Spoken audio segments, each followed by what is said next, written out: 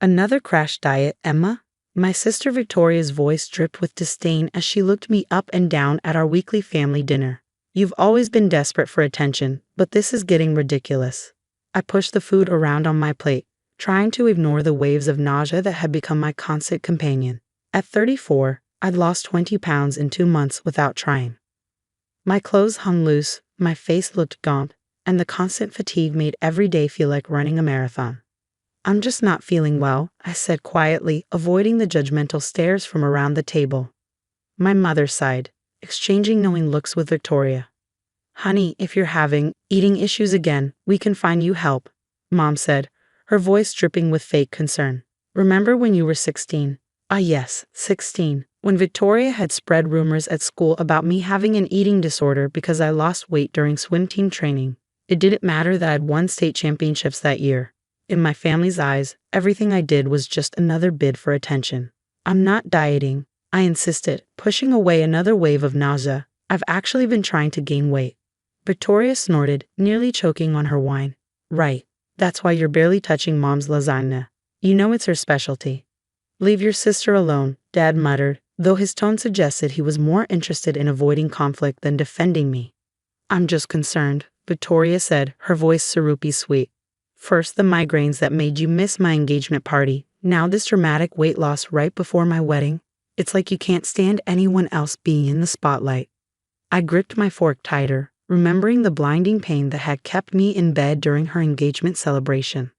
Like everything else, my family had dismissed it as another plea for attention. The doctor is running some tests, I said, trying to keep my voice steady. I have an appointment next week to get the results. Oh, so now we're playing the mysterious illness card? Victoria rolled her eyes. What's next, Emma? A wheelchair at my wedding? The table fell silent. Even Mom looked uncomfortable with that comment. Victoria, Dad warned, but she was on a roll. No, I'm tired of this. Every time something good happens to me, Emma has to make it about her. Remember my college graduation? She had that convenient panic attack right in the middle of the ceremony. My chest tightened at the memory. The dizziness, the crushing chest pain that sent me to the ER. The doctors had called it a panic attack, and my family never let me forget it. That's enough, Ted said firmly, but the damage was done. I stood up, my chair scraping against the floor.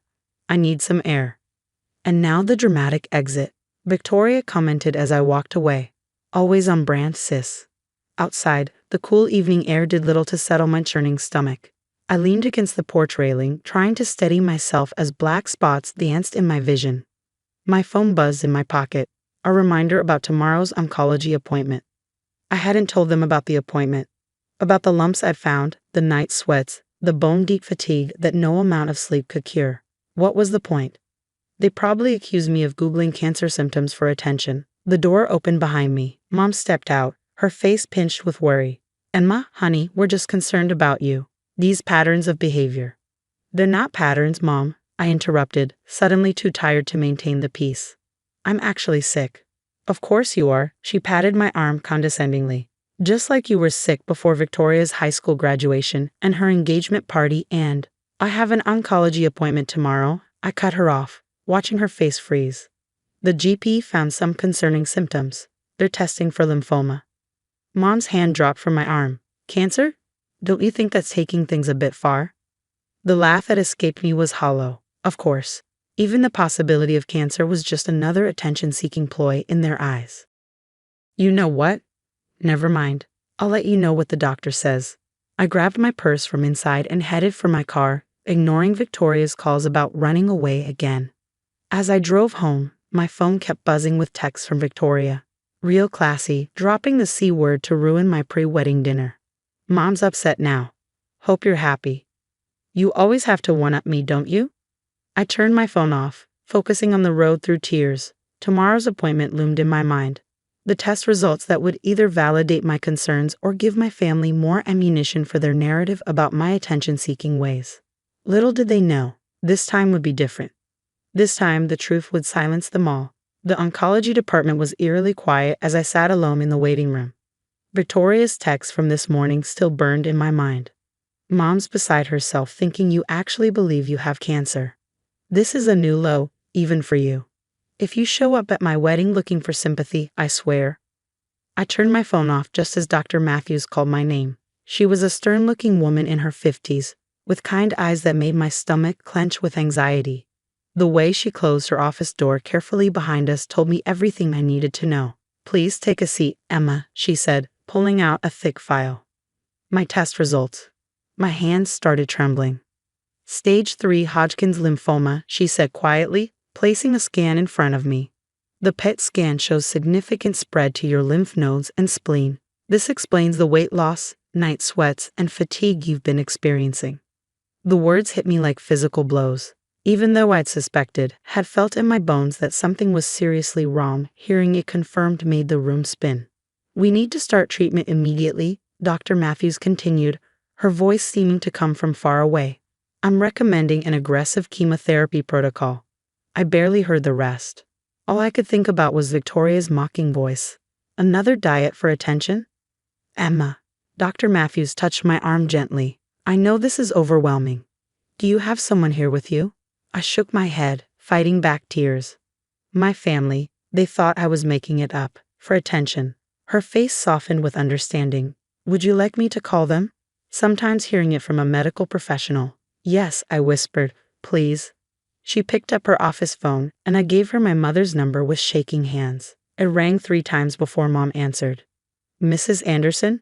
This is Dr. Matthews from Metropolitan Oncology. I'm here with your daughter, Emma." I could hear Mom's sharp intake of breath through the phone. "Oh God, she actually went to an oncologist?" "Doctor, I'm so sorry she's wasting your time. Emma has a history off." "Mrs. Anderson," Dr. Matthews cut her off firmly. "I'm calling to inform you that we've diagnosed Emma with stage 3 Hodgkin's lymphoma. We need to begin treatment immediately, given the aggressive nature of her condition." Silence. Complete silence on the other end. "Mrs. Anderson?" There must be some mistake. Mom's voice was barely audible. "She's been doing this for attention since she was a teenager." Dr. Matthews's expression hardened. "Ma'am, I'm looking at Emma's PET scan right now. This is not a bid for attention. Your daughter is seriously ill and needs her family's support. I strongly recommend you come to the hospital as soon as possible." More silence, then muffled sobbing. We'll be right there." After hanging up, Dr. Matthews squeezed my hand. "They're on their way. Would you like to see the social worker while we wait? We have excellent support services for patients and families." I nodded numbly, still processing everything. Within an hour, my quiet hospital room became a storm center. Mom arrived first, her makeup streaked with tears, followed by Dad, who looked like he'd aged 10 years. Victoria burst in last, still in her wedding planner meeting clothes, her face white as chalk. "The doctor's wrong," she announced, but her voice shook. "They must have mixed up your results with someone else's." Dr. Matthews, who had returned with my treatment plan, shook her head. "I assure you there's no mistake. Would you like to see the scans?" She pulled out the images, pointing out the masses that had been growing inside me while my family accused me of attention-seeking.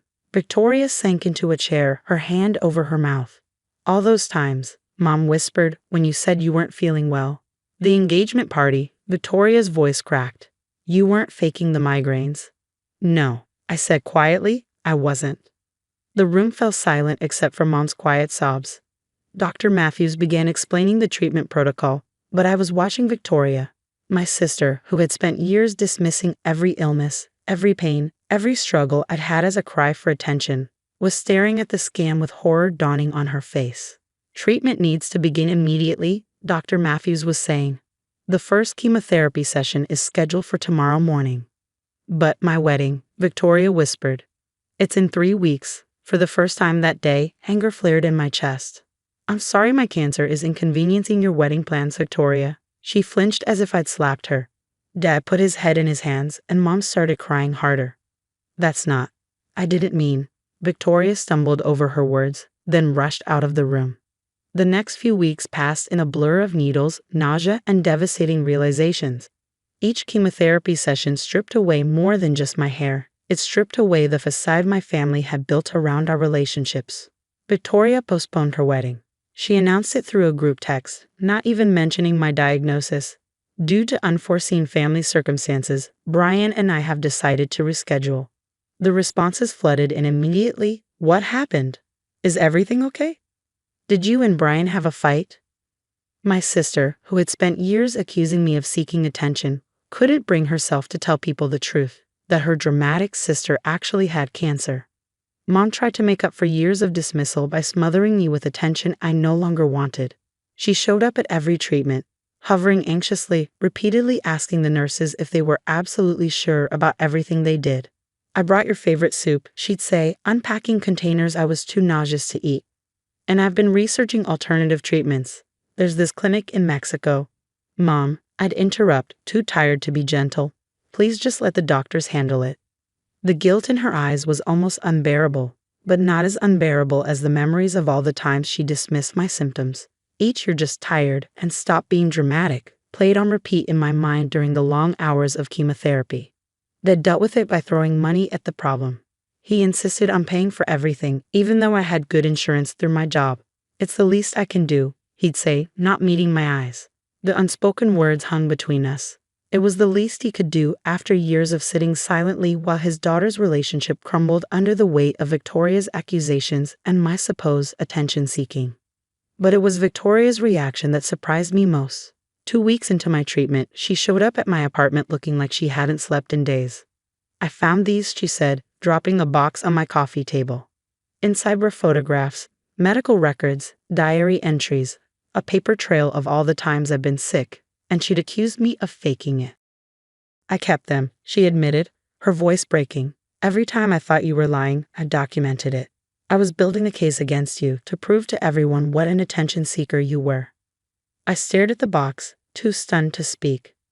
"But looking at them now," she continued, pulling out a hospital discharge paper from her college graduation, "it was all real. The panic attack, it wasn't a panic attack at all, was it? These symptoms, chest pain, dizziness, fatigue, they're all early symptoms of lymphoma," I finished quietly. "Yes," she covered her face with her hands, her shoulders shaking. "I've been horrible to you. All these years, I've been absolutely horrible." I should have felt vindicated. Instead, I just felt tired. "Why, Victoria? Why was it so important to prove I was lying?" She looked up, her mascara streaked across her cheeks. "Because if you were telling the truth, it meant I was the terrible sister who ignored your pain. It was easier to believe you were seeking attention than to face what that made me." The honesty of her answer hit me hard. For the first time in years, my sister wasn't making excuses or deflecting blame. "I postponed the wedding because I couldn't bear to celebrate while you're going through this," she admitted. "But also because I don't deserve to celebrate. Not after how I've treated you." I looked at my sister, really looked at her. Beyond the perfect makeup and designer clothes, I saw something I'd never seen before: genuine remorse.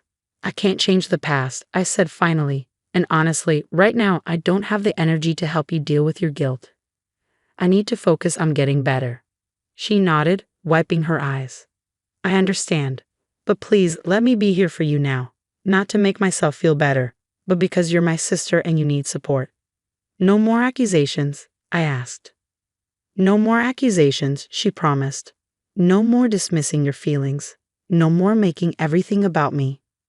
That evening, after Victoria left, I sat looking through the box she brought.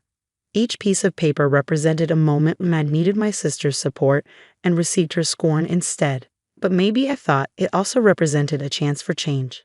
The next morning, Victoria showed up for my chemotherapy session. She didn't try to take over like Mom or throw money at the problem like Dad. She just sat with me, holding my hand when the nausea hit, and for once, letting me be the center of attention for all the right reasons. "I'll never forgive myself," she whispered as I dozed between treatments. "Maybe not," I murmured back, "but we can try to build something new. Because sometimes, I've learned, it takes something as devastating as cancer to break down the walls we build around our hearts and force us to face the truth about ourselves and our relationships." Victoria never rescheduled her lavish wedding. Instead, she and Brian had a small ceremony in the hospital garden during my last week of treatment. She said it felt right, celebrating new beginnings in every way.